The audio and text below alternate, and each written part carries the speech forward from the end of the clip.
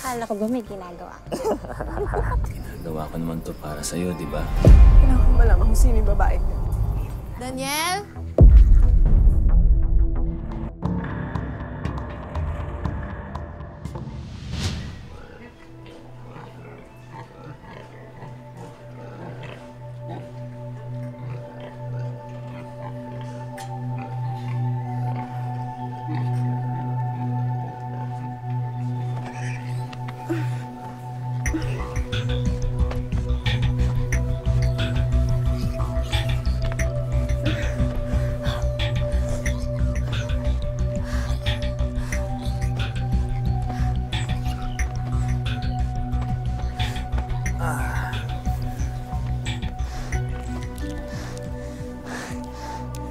Para sa'yo.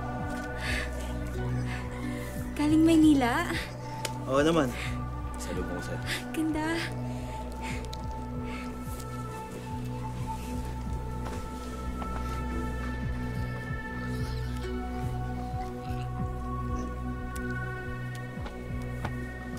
Maganda ba? Kailangan ko nang umuwi. Mamaya na. Minsan lang tayo sa isang linggo kung magkita eh.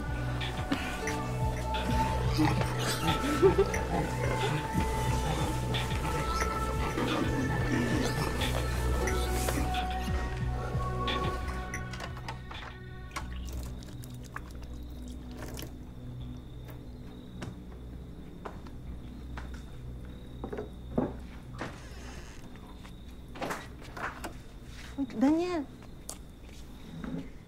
Ay, tinan mo. Kabili na ako ng kurtina para sa bahay natin. Gusto ko talaga kasi ng pula. Buti na lang nakahanap ako ng pula. Tinan mo, pula talaga yung gusto ko para dun sa kwarto eh. Oh, ba't dito ka pa bumili niyan? Pwede naman sa Maynila yan. Kasi nga matagal ko na hinahanap tong tela na to. Tsaka gusto ko talaga tong kulay na to. Kaya binili ko kagad nung nakita ko. Sige. Tsaka pupunta naman dito si Tia Mila bukas. Sabi niya, tutulungan daw niya tayo maghakot. Buti nga may libreng kwarto dun sa inuupahan ng kaibigan niya. Hindi tayo kailangan maghanap ng apartment kundi nahihirapan pa tayo. Tayo na. Sige.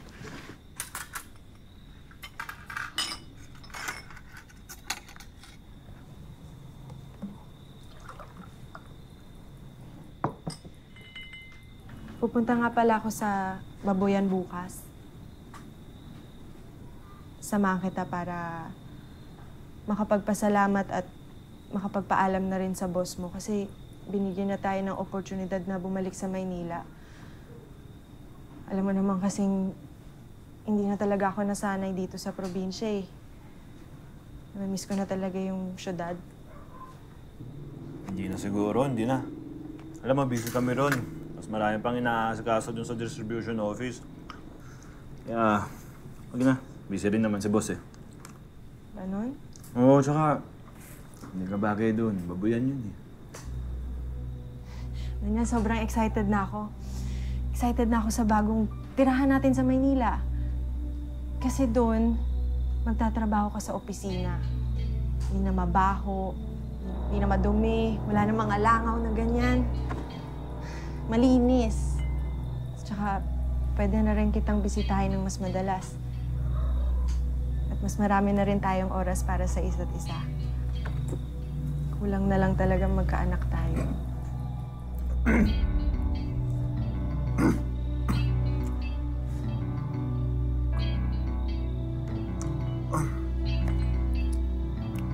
Matinik.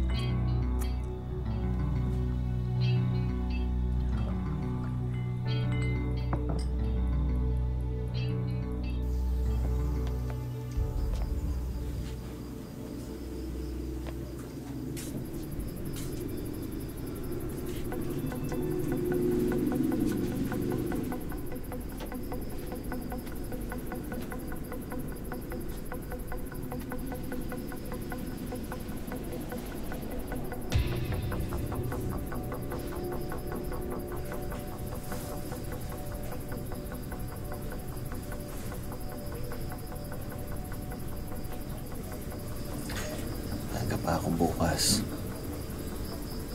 Sige na. Buong araw ka naman wala bukas eh.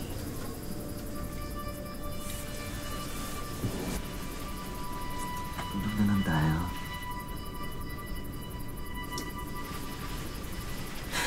Paano naman tayo magkakaanak niyan kung ganyan ka?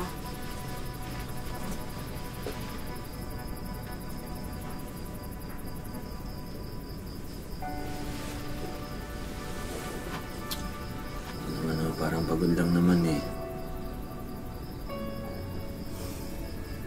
Sige na. Bukas na lang. O kaya sa susunod. Baka naman sa susunod pwede mong tira ng onting lakas yung misis mo. Puro ka kasi trabaho eh. Nagawa ko naman to para sa'yo, di ba? Kung umaasa ka pa magkakaanak tayo. Yun ba yung dahilan kaya wala kang gana? Huwag ka naman mulang pag-asa. Tandaan mo, kahit hindi mo man ako mabigyan ng anak, mahal na mahal pa rin kita.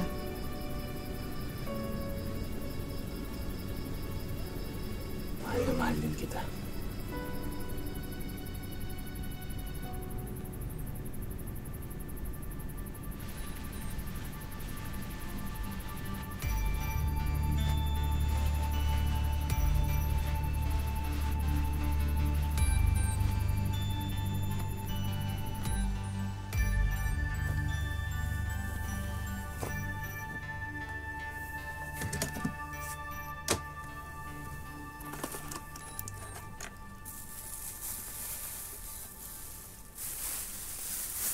Ano yan? Ewan, nakita ko lang sa mga gamit ni Daniel eh. Tignan mo nga.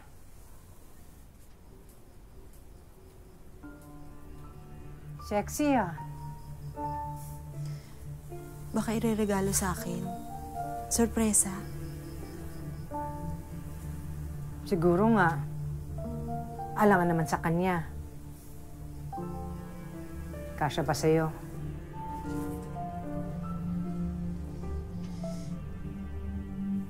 Tago na natin, baka maudlot yung sorpresa. Minsan yung surpresa na yan, kakapahamak yan eh. Tia Mila, good boy po si Daniel. Sinabi mo eh.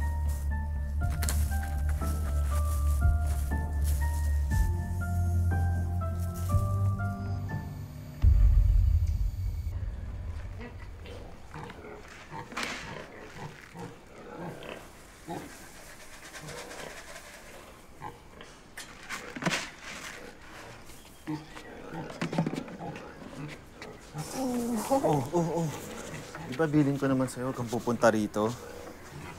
Mamaya may makakita sa atin eh. Eh ano naman?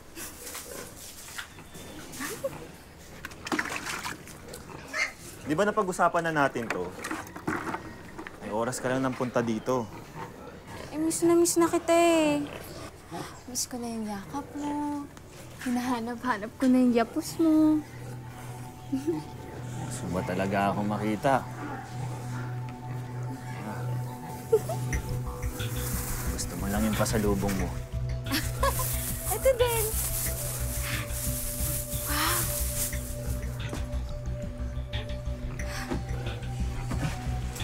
Ang ganda. Sukati mo.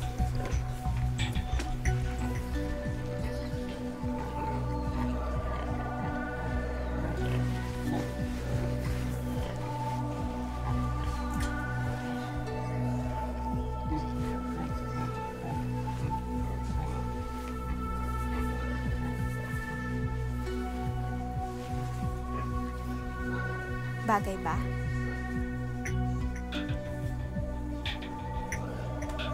Bagay. Akala ko ba may ginagawa?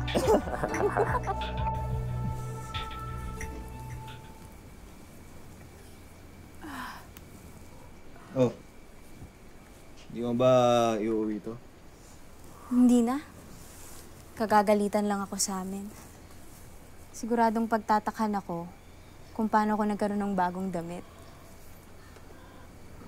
Takot ka rin pala sa nagpapaaral sa'yo eh, no? Gaya ba ng takot mo sa asawa mo? Daniel? Kailangan ko pala ng pera para sa eskwela.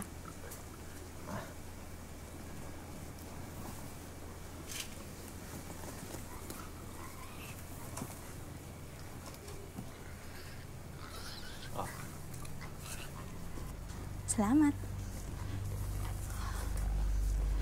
Alam mo, ayoko na nga mag-aral eh. Pinipilit lang ako. Ang gusto ko, maging mayaman, artista, sikat, maganda. Bakit kasi hindi mo na lang ako isama sa Maynila? Ako na lang gawin mong asawa. Isa 18 ka pa lang, pag-asawa na kagad iniisip mo. Aantupagin mo, ang pag-aaral mo. Tapusin mo yan. Para saan pa? Aalagaan mo naman ako, di ba? Alam mong hindi ko iiwan yung asawa ko. Tsaka isa pa, palipat na kami. Pero, paminsan-minsan naman dadalawin kita dito eh. Pero kung ganyan ka kakulit, okay, hindi na rin. Ay, mas masaya ka naman sa akin, di ba? Gusto mo, sabihin ko na lang sa misis mo na mas magaling ako. Ay. Lisa, ito na yung huling beses na pag-uusapan natin yung asawa ko. Kung ano man yung meron tayo, yun na yun. Pag nag-asal bata ka pa, tatratuhin din kitang bata. Alam mo, tulad ka din ng lahat eh. Lahat sila. Sinasabi kung anong dapat kong gawin. Sawang-sawa na ako.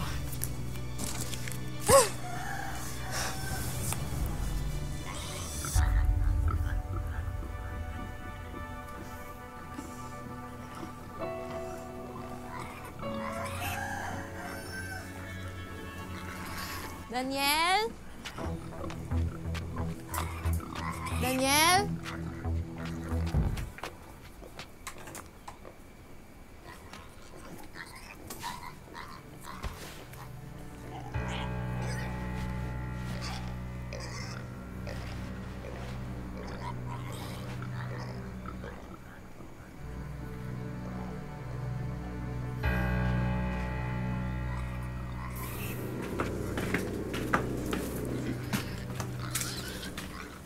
Daniel, Marita, nahanap kita.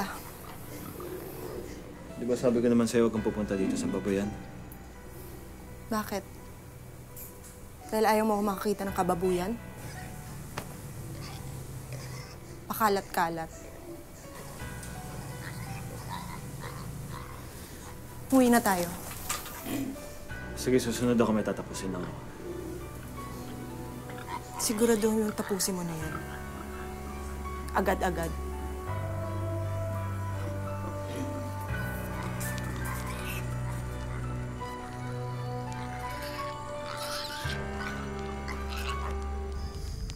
Sa kalaguyo po ng asawa ko. Gusto ko siyang turuan ng leksyon. Para hindi na siya maging perwisyo sa iba pang mga lalaking may asawa na. Para ito sa magiging pamilya mo. Kaya tutulungan kita.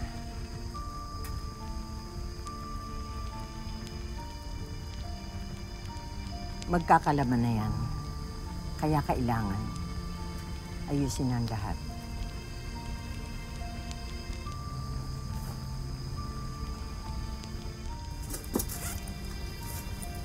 Lola, ibibigay ko na rin po sa inyo itong 1,000. Di ba sabi niyo po, nangangailangan kayo ng pera? Tanggapin niyo na po. Para sa aking apo. Para sa gastos yan sa eskwela. Salamat.